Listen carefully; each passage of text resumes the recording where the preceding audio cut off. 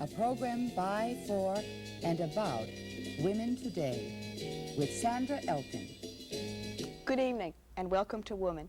Tonight we continue our discussion on how to start your own business. With me is Ann Smith.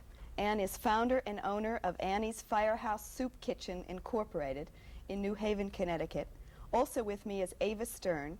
Ava is founder, editor, and publisher of Artemis for Enterprising Women. Artemis is the only national publication for women business owners. Ava is currently president of the New York Association of Women Business Owners. One of the things we talked about last week with Jeannie Chips and Claudia Jessups was the risks that you take when you start your own business and how they affect women and what people generally think about that. And now you've both started your own businesses. Talk a little bit about the risks. The initial risks? Yes. The initial risks... Are they mostly psychological at that point, do you think? Yes. Ava, do you want to talk about that? Yes. Well, I always like to tell people about the fact that the Declaration of Independence was printed by a woman printer, and the word independence there means a lot to me, as well as the connotation of communications, because independence, as my brother once told me, is independence, and in business you are dependent on yourself, and there is one day when you wake up and realize nobody out there is going to do it for me, it's me. And in business particularly, every day, and that's 14 hours a day, you are dependent on you. Only you can define what you want to do in order to be able to direct those other professionals who later become your right arm. Do you think it's tougher for women to take the risk than it is for men? Well, I don't know how you feel, but Anne, I know that once my sister came to me, and when she knew what I was doing, and I had already had a publishing company for 3 years when I started this newsletter, and she was all upset. How are you going to do this? It's such a risk. And she was about to have a second child, which to me is terribly frightening. So I think it really depends on, I mean, to me, a baby is a very big risk because that's the rest of your life, whereas a business, it is an awfully big risk, but you have outs and you can change it, do things with it, possibly sell it. So therefore, I think it depends on your own views on things, what kind of a risk it is. Annie, you started your restaurant not terribly long ago, about 1.5 years ago. Mm-hmm. But before that, you were teaching. What happened? What made you make the jump? Well, I was teaching in Westport, and they had $1 million referendum in June, and they voted a school out of existence. And I was an art teacher, and it's very difficult to get a job as an art teacher to begin with, never mind getting one in June for the following September. That's when I decided to do something about the idea that had been in the back of my mind for a long time, which was to open a restaurant. And I was angry in a sense that this job had been pulled out from underneath me, and it was a guaranteed good salary every year, and we are dependent upon my salary. And it was... I'm not sure that I would have started the restaurant had I not had that little push of losing the job. Anger. Anger, right. No, it's a very important point, because anger is very often what does motivate women to do something about their situation. It's that extra something that pushes you there, because I think a lot of women have in the back of their minds ideas that they would like to try, and I'm sure that they watch other people and they think, I could do that, and I could do that maybe even better. And they don't do it because there's that little extra something that doesn't push them into doing it. Well, it seems to me one of the problems is lack of information. I mean, there aren't other people to communicate with. There aren't sources to go to.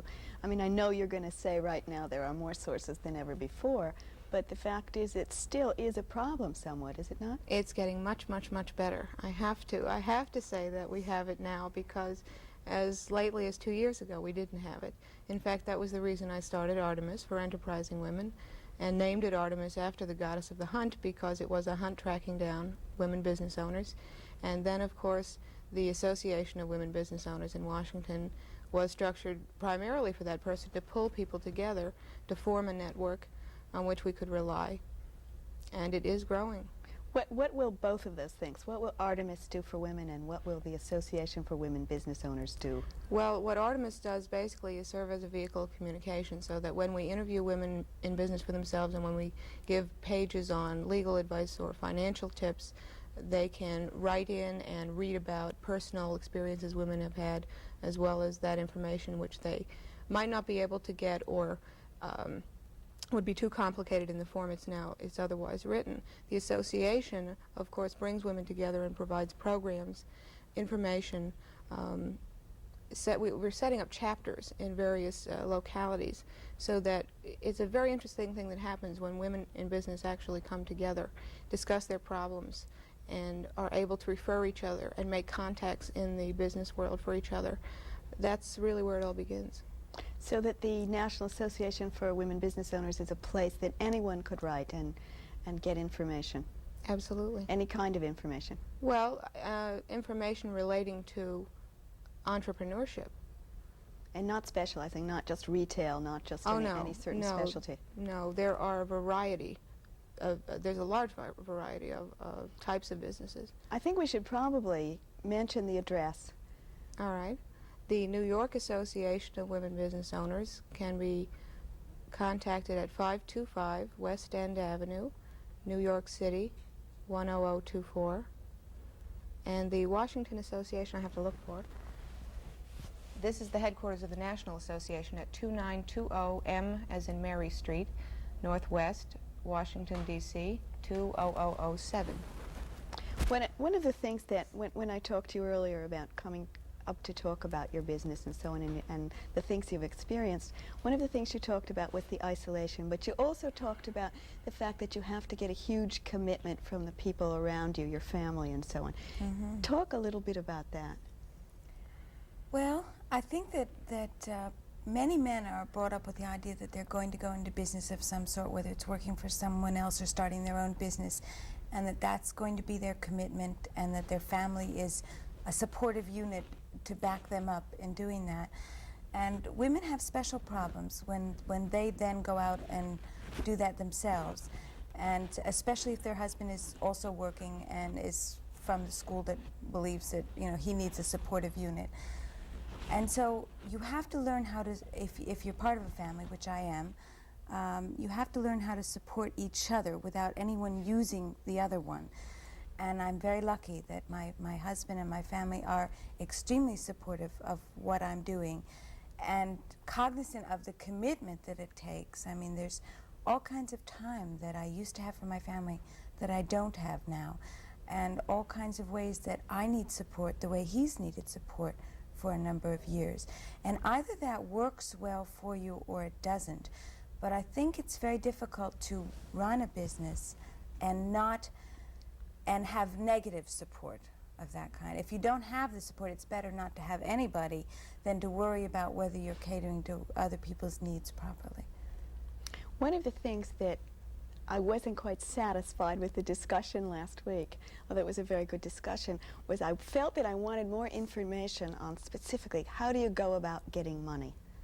I mean, what do you do if you don't have it in your savings account? Then what? Well, I would like Ann to talk, as when we interview women who are starting out, we interview them, how did you start? And I can speak to how to go to a bank and why it's important to establish a relationship with a banker, because he or she eventually is going to be responsible for knowing the progress of your business at that point. But seed money, starting out money, very rarely comes from a bank. It does come from family. It does come from, and I think research proves, from mothers.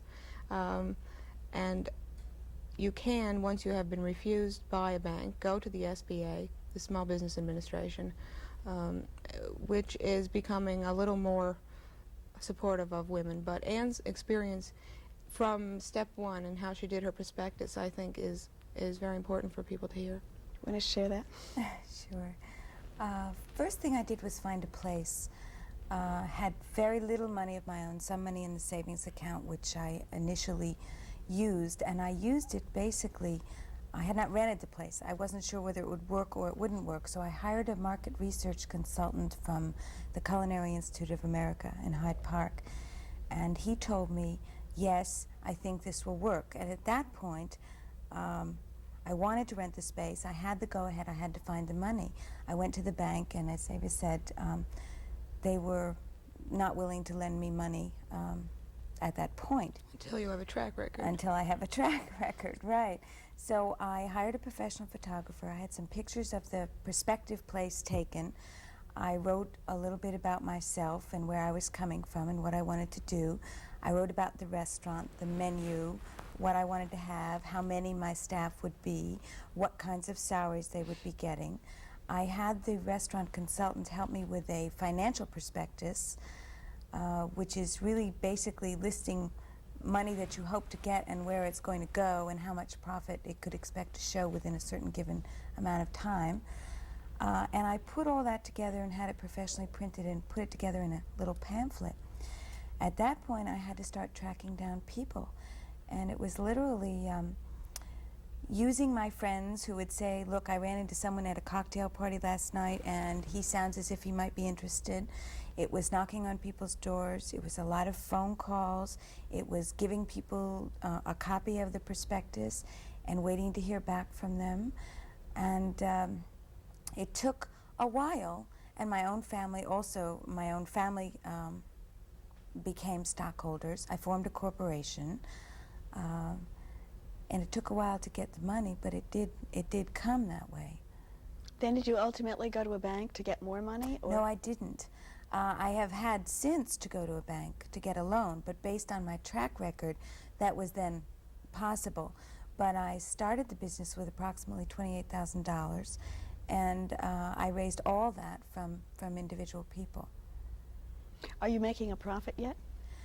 I had 2 quarters that I made a profit, but overall... You mean 25 cents each, or period? 76 cents, but per share. But I'm not overall making a profit yet. We do it each quarter and figure out whether we've made a profit or not. Did you underestimate the amount of money that you would need initially? Yes, I think I did. I mean, I know that I did now. I feel that I'm underfinanced now, but with all the expert, quote-unquote, opinions, that was, we could do it on that. But it turned out to be a rather elegant quality restaurant where you can't skimp on services, so that both my overhead and my payroll has to be at a certain percentage. So it gets involved in financial balancing. What can women depend on in the way of help from the government agencies like the SBA? I mean, can you only go to them and after a long process maybe get funding? I mean, do they give advice also? Yes, they do offer technical assistance. I think, as I said, they are becoming better. The Association of Women Business Owners is, of course, the place where women can meet each other and get help that way. Government contracting is becoming more of a feasibility for women business owners, although usually to get a government contract you are in competition with large corporations who have staffs that do nothing but write proposals for contracts, whereas a small business owner may be out $6,000 in labor just to write a proposal. But these things are all in the works, as are contracting possibilities with large corporations, because they are realizing that while women can't be considered a minority at this time, they may be able to set aside, as they did for minority business owners, special funds for procurement purposes and funding purposes. You are a little less or a little more cautious than Jeannie and Claudia were last week in encouraging people to do this.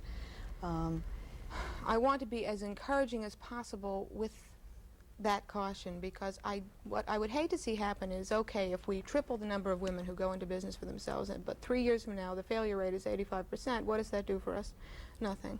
And now that we have these resources, I would like to see women attend conferences that are now becoming available for starting your own business. I would like to see them subscribing to or buying the publications that are available in this area and joining the association, getting the groundwork laid for the future. I would like to see more courses in colleges on starting your own business as an option, as a career option, so that you can plan toward it, know what the elements are, because we're starting at a disadvantage here. I mean, men are trained almost through childhood to understand the rudiments of business, and women often wake up to it very late in life. And to elevate women's role in the economy, which is what all of this, I think, is all about, we really have to have a lot to catch up on. You gave me three things that most often cause failure. One was communication. Yes. And I found that very interesting. Would you expand on that? Well, I just want to mention that the others are undercapitalization, poor management, bad bookkeeping is often a cause. Communications, I think, is an internal as well as an external thing. We have not, in the past, had communication network among women. Now, that's what we are now developing. The communication internally is the sudden dealing with 10 or 20 or 30 employees, delegating responsibility, realizing that people don't read your mind, that you have to tell them what you want and you have to have it in your mind very clear what you want to get it done. I think you just rang a couple of bells here. Annie, when you first started hiring people, you know, what was going through your head? What were your problems? Oh, How to get them to make the same commitment you did, for example. Yeah. yeah, how to pull them in on my dream, really, because I think that when your own business is your own dream somehow, and you want people to read your mind and somehow know what that is. And that's difficult because they don't. And you have to make sure that what they do is consistent with what your dream is somehow, and that they carry that out. I didn't really have any trouble hiring people. It's then, after they're hired, dealing with them and hoping that your judgment was right, learning how to sharpen up your judgment about people. It was a tremendous learning experience to me the first 3 months for people I was sure that were really wonderful people. And some of them weren't. I mean, some of them were not what I thought. I mean, you just get used to doing things by the seat of your pants, but you can't do it the same way. You know, you have to learn also to rely on other people's judgment. If somebody says, hey, I don't think that person's going to work out and here's why, you have to also incorporate that within your own judgment. But I mean, there's usually a reason for that. What about delegating authority? Was that a problem? Yeah, it still is. Well, see, many women often go into business with friends, for example, or their clients are friends, and suddenly they find that they don't expect to pay for the services, the friends, that is, and that's, you know, that can be a problem. You have to draw very clear lines, I think. I'm in business, and When you listed the 3 reasons, most common reasons for failure, and you said bad management, you didn't necessarily mean just bad management of money, did you? no, I think management is an overall. When we talk about personnel problems, when we talk about money, all of that goes into it. Organization all goes into management. How your time is managed, how your money is managed. All of these things are management. Annie, when we were talking on the telephone about the possibility of your coming here to do this, and you talked about the second stage almost being worse than the first stage, and the risks being having more impact on you. Yeah, it is. It's another kind of commitment. Your first commitment, your first risk is a little bit naive for many women, and for many men too, for that matter. But you're also very excited. It's a new venture. You're making something out of nothing, which is an important thing to do. Then you have something, and the second stage comes when you reevaluate that, try and decide where you're going to go, what's going to happen to that thing that you've made, and not having very many people to turn to ask the kinds of questions that you need to ask makes it lonely. You also have more to risk. In the beginning you had everything to risk, which is the same almost as having nothing to risk.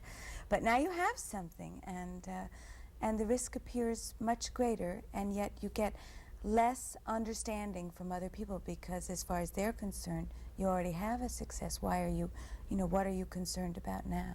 And I think that's where some real hard thinking goes in that second phase, and that it's maybe a little bit more isolated, a little bit less exciting and scarier. And maybe just a continuation of the really hard work. How many hours a day do you work? It varies. It can vary from 14. My normal day in the restaurant when I'm there all day is from 7 to 5. So I'm tired just listening. Ava, do you think it's important for people who are starting their own business to keep a sense of the whole? By that I mean, it's very easy to get involved in the day-to-day problems, and you don't see yourself in terms of other business owners, and you don't see yourself in terms of your community. It's very important. As a matter of fact, if a person is starting a business because she likes to make hats and eventually ends up having no time to make the hats because she's too busy delegating the business, I mean, that's a problem that has to be realized at the outset. You are not often going to be doing that particular thing that you would be freelancing if you like to. But when we talked about failure, I felt a little gap there. I think always that failure is such a pejorative term, because when they do these statistics that most businesses, 50% of businesses fail, and I think that failure has to be considered as a learning experience to begin with, that in business particularly you might be able to sell out and gain something there. You might be able to develop the knowledge that you've learned in this particular way, which you couldn't have learned any other way, and take it with that grain of salt. It's also possible to start again, right? Yes, it is. It certainly is, using the experience that you have so hardly learned. We keep hearing the term market research all the time. What did that mean in terms of what you were doing starting the restaurant? Literally? Yeah. It meant that a man came and stood in the corner and counted cars going by and counted people that were walking by in the area. And actually there were 2 other restaurants in the area that I eventually went into, which, as I said, was outside of downtown New Haven and not attracting walk-in trade. They would have to drive. If it hadn't been for the 2 other restaurants in that area, we probably would have not decided to go there. But they were already bringing a number of cars, and those are the kind of things that he ascertained simply by counting. There's much more complex market research than that, but basically that's what went into my own market research. So you didn't walk in cold. I mean, you really did No. do a lot of groundwork first. Oh, I think you have to. One way or another, you have to do some groundwork. What about PR? That's a thing that I'm told gets left on the bottom of the list a lot, that people don't leave enough money in the budget and they don't pay enough attention to it. What did you do about that? Very little. I left $500 in the budget for a year, but I didn't do much PR. We opened quietly, which is a technique that restaurants will do. Open the doors, let people walk in, see what happens. Hopefully you'll be able to work out the kinks before you're crowded. That didn't happen with us because a lot of people knew and came, and we didn't have time to work out the kinks before it got crowded. But then I put some ads in the paper, and I got some free publicity, which is very nice, by people writing newspaper stories. I got a radio review on the restaurant, and some very nice things happened that way. But it's true, and each business has its own particular PR requirements. Now is the time, I think, that I need to put some more money into advertising. And oftentimes, because you haven't allotted that money initially, you're caught without that financial edge when you need it. What's going to be next? Are you going to, are there going to be Firehouse soup kitchens all over the country? I don't know. That's part of going into the second phase. I want to make this one really good and really working before I go on to the next step. I mean, it is good. We have some financial problems now. I'm not worried about the restaurant. I thank you both very much for being here, and good luck. Thank you for watching, and good night.